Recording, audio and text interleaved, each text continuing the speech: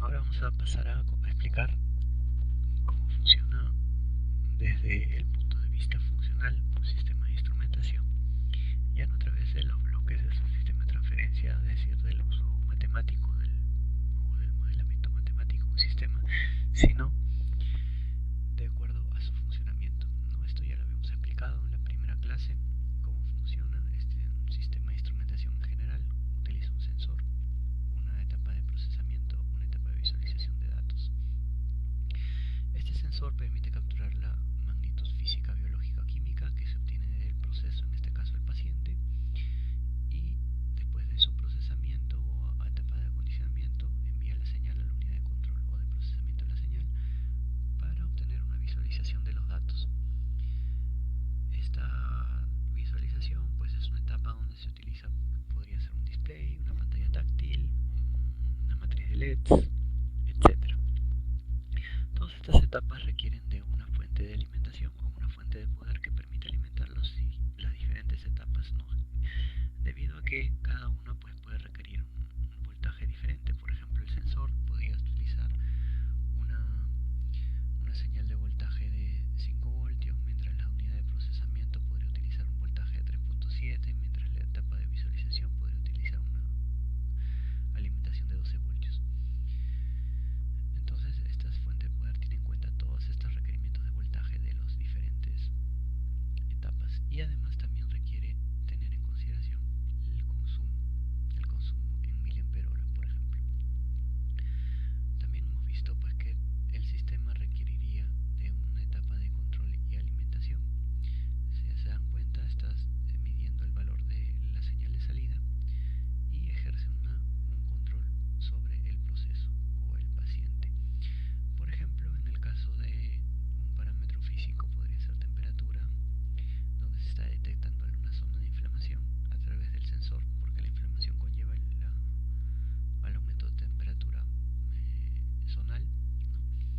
Y esa etapa de alimentación, de control, perdón, y realimentación permitiría, en este ejemplo, variar la temperatura de la zona a través de una celda Peltier, por ejemplo. Otro bloque importante sería el bloque de calibración.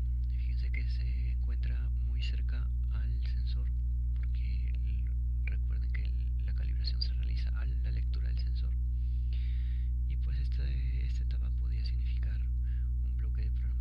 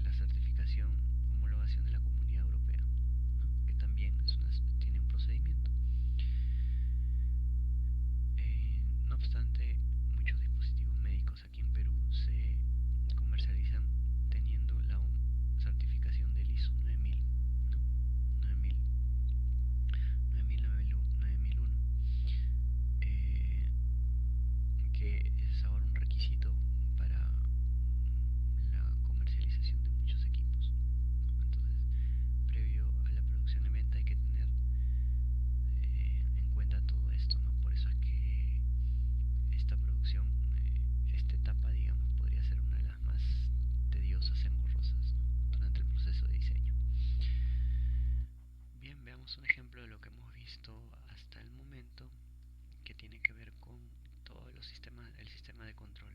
Aquí un breve ejemplo donde estamos viendo un sistema similar a lo que vimos anteriormente como potenciales evocados.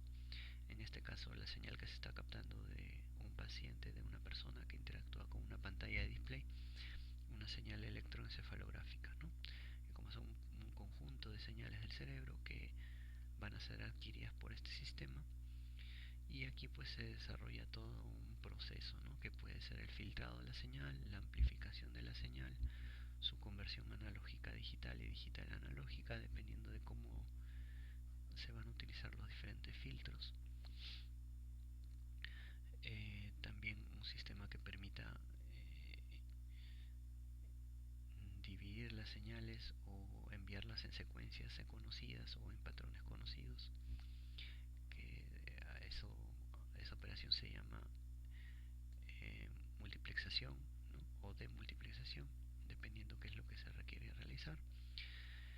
Se pueden también realizar diferentes tipos de procesamiento de la señal en sí, como multiplicación una señal con otra, adición de una señal con otra, ¿no? Una suma de diferentes señales para obtener un promedio. Se pueden utilizar diferentes transformadas, como transforma de Fourier, por ejemplo, para el espectro de potencia. Se puede usar eh, procesamiento de convolución, correlación de una señal con otra.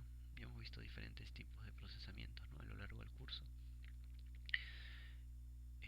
A partir del procesamiento se va a realizar una extracción de características, ¿no? Para ver si esta extracción de características coincide con un patrón ya establecido. Si el sistema de control funciona de esa manera, es muy probable que tenga una red neuronal trabajando dentro de este sistema de procesamiento. Esta red neuronal pues va a requerir un aprendizaje, ¿no? Que realiza a través de los patrones característicos, ¿no? Entonces recuerden que las redes neuronales trabajan con una gran cantidad de información, ¿no? Y esto pues al final se va a traducir en una operación más sencilla, porque lo que requiere visualizar el paciente es una señal un poco más sencilla para que pueda interactuar con él, ¿no? Y se realiza a través de la pantalla de un display de una computadora una realimentación, y así el proceso pues puede seguir. Esta lógica se puede utilizar para el comando, para potenciales evocados, para el estudio de Brain Computer Interfaces, ¿no? Para que no es otra cosa que el comando de dispositivos a través de las señales electroencefalográficas o a través de una orden cerebral.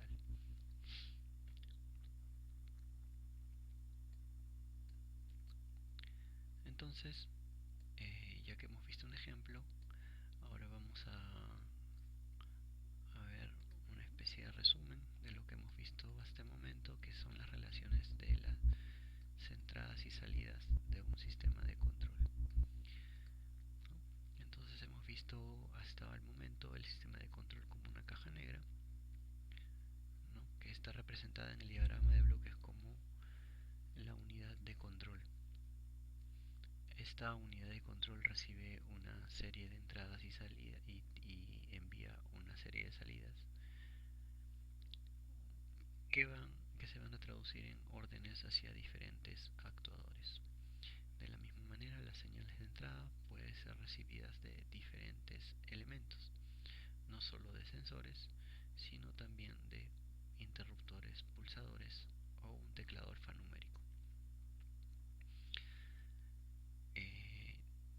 Entonces, hagamos una pequeña pausa para entender que aquí las señales de entrada pueden ser digitales, en el caso de un interruptor, un pulsador o un teclado alfanumérico, o pueden ser analógicas a través de sensores, por ejemplo, ¿no? Por ejemplo, un sensor de temperatura, un sensor de presión, emite señal analógica, ¿no? En cambio, pulsadores o interruptores y teclados emiten señales digitales. ¿Cuál es la diferencia entre una señal digital y una señal analógica? La diferencia es muy sencilla. Mientras la señal digital envía solamente dos posibles valores, es decir, ceros o unos, la señal analógica envía una serie de valores cuyo rango es muy amplio y digamos la diferencia entre un otro valor puede haber un rango de infinitos valores que puede tomar o adoptar el sensor y puede enviar hacia esta etapa de control. Esa es la gran diferencia entre una señal analógica y digital. Entonces, a la unidad de procesamiento, a la unidad de control o a la unidad central de proceso se están llegando diferentes valores de entrada que pueden ser todos ellos analógicos y digitales. Para ello el procesador pues requiere entender estas señales, ¿no? Si el procesador es netamente digital, previo a la etapa analógica requiere un sistema de conversión de señal analógica a digital para que el procesador lo pueda entender, ¿no? La unidad de procesamiento también recibe una alimentación, ¿no? Como vemos aquí en la diapositiva. Asimismo, una vez que se procesan estas señales de entrada, pues se envían señales a la salida, que pueden ser para accionar diversos actuadores, que pueden ser relés, pueden ser motores, pueden ser bocinas o parlantes, puede ser una visualización a través de una pantalla, pueden ser el encendido de diferentes LEDs, ¿correcto? O también pantallas a color, ¿no? Gráficas, etcétera. Entonces, aquí en la salida